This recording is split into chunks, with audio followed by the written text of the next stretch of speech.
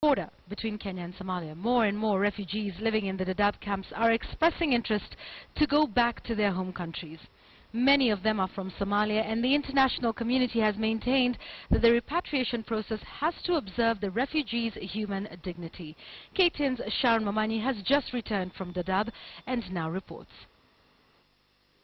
Hawa Noor sits outside the UNHCR return help desk at the E42 camp in Dadaab. Flanked by 3 of her 6 children, she anxiously waits for her turn for assistance. After 10 years away from Somalia, she is ready to go back home. Thank you so much. She's going back to Baidoa, and she feels that Baidoa is safe now because they form a kind of government, a self-rule government, so it's stable. That's why she's willing to go back to Somalia, to Baidoa.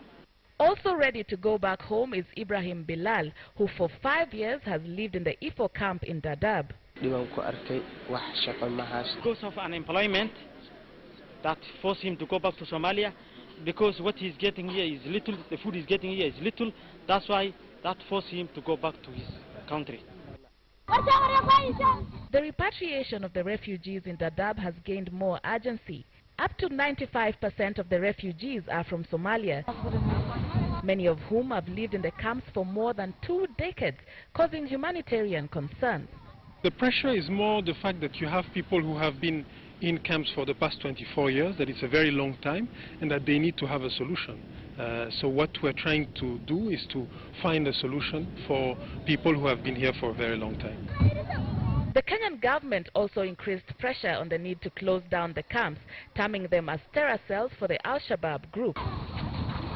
Development partners and the international community has, however, maintained that repatriation should be voluntary and that Somalia should also be ready enough in terms of peace, stability and necessary framework for the refugees to return. In terms of education, they are facing challenges because changing themselves one mode to another mode, they are also facing some challenges. We also argue and request the Somali government, they have to look into these situations so that they change some various situations where these refugees are facing in Somalia. The families here at the UN Return Help Desk, among the increasing number of refugees here in Dadaab willing to go back to Somalia, they say that with the increased support, the country is going to be able to host them as home again. We're also supporting the reconstruction of Somalia.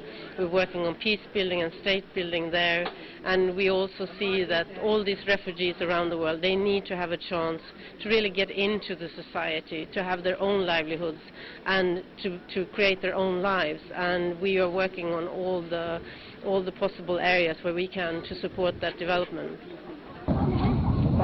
For the repatriation process to be conducted effectively and while observing the dignity of the refugees, the United Nations High Commission for Refugees has been seeking more strategic partnerships and donors. Sweden is one of the biggest partners and is also the country within the European Commission that takes up the most refugees per capita.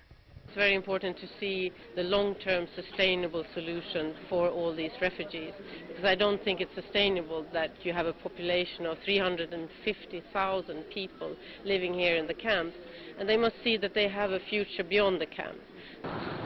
With increased international support, Hawa, Ibrahim and the up to 350,000 refugees in Dadaab may well be able to go back home. Sharon Mamani, KTN News, in Dadaab, Garissa County.